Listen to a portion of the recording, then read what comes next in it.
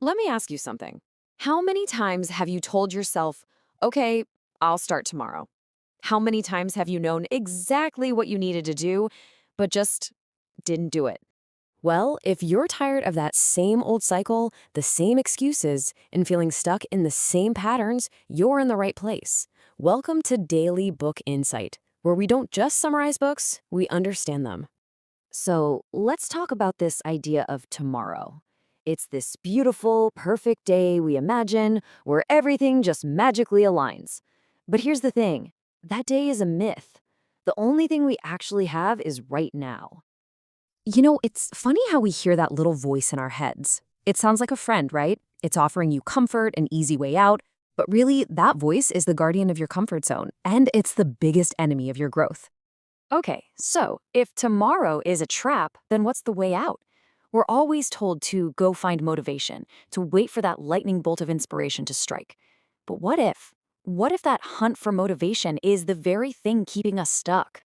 Just look at this. Motivation, it feels good, it's exciting, but it's like a wave. It comes and it goes. It's totally unreliable. Discipline, on the other hand, well, that feels hard sometimes. But it's the foundation you build on. It's the structure that's still standing, no matter what the emotional weather is like. And here is the idea that changes everything. We've been taught our whole lives to wait until we feel like it to take action. But the truth is, you act first, and the feeling, the motivation, that comes later. Just the simple act of starting, especially when you don't want to, is what creates the momentum we call motivation. Action first, feeling second. But even when we know this, we still find ourselves failing, don't we? We know we need to act. We set the goals, but something still goes wrong. So what is the missing piece of this puzzle? But here's something most people don't talk about. The problem isn't usually in our ambition. It's in the plans we make. The flaw isn't in the goal itself, but in the blueprint we create to get there. Think about it. We make our plans on a Sunday night, full of energy and optimism for the week. We plan for the best version of ourselves, the one that's focused and full of willpower. But we totally forget to make a plan for who we are on a Tuesday afternoon, tired from work, easily distracted, and feeling zero motivation. And that's the person who needs a plan the most. My own experience tells me that this is a very quiet, very personal struggle.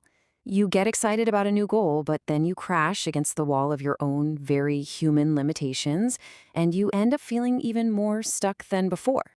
And because of that, we often keep searching for new answers outside of ourselves, a new app, another productivity hack. But the real problem is that we aren't asking the right questions about what's really stopping us on the inside. So, how do we actually fix this? How do we build a plan for our moments of weakness? Well, luckily, there's a really powerful, scientifically backed technique that gets right to the heart of this. Researchers, like the psychologist Angela Duckworth, have studied this exact problem for years. And they've found a simple but incredibly powerful mental framework that seriously improves our ability to follow through. We can break it down into a really practical two-step plan. So the plan is simple. First, you get clear on your wish. And then, and this is the most important part, you have to be brutally honest about the real obstacle standing in your way. Not the surface level excuse, but the deep down reason. Then you create what's called an if-then promise to deal with that obstacle the second it shows up. And the results from this? They are staggering. In one study, students who were taught this technique completed over 60% more practice questions for a big exam than the students who didn't use it. 60%. That's not just a small improvement, that's a total game changer. So this isn't just some interesting theory. This is about giving you a practical first step you can take the minute this is over. It's about building a real plan for when you are not at your best. And that brings us to the if-then promise. I want you to think of this as a pre-written script for your moment of weakness. Instead of trying to find willpower in the moment, which we know doesn't work, you've already made the decision. The formula is just this. If my obstacle happens, then I will do my solution. Simple as that. Now, let's see how this actually works in the real world with real stress. Let's say you're dealing with financial stress. Your promise could be, if I feel that urge to stress shop online, then I will immediately transfer that same amount of money into my savings account.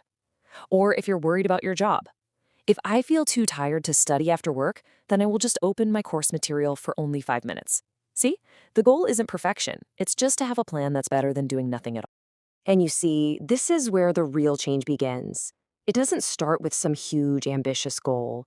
It starts with a simple, realistic plan for your toughest moments. It's about learning to honor the commitment you made to yourself, long after the mood you made it in has left. If you remember only one thing from this explainer today, please let it be this. Real growth begins when we actually apply what we have learned. It's not about knowing more, it's about doing more with what you know.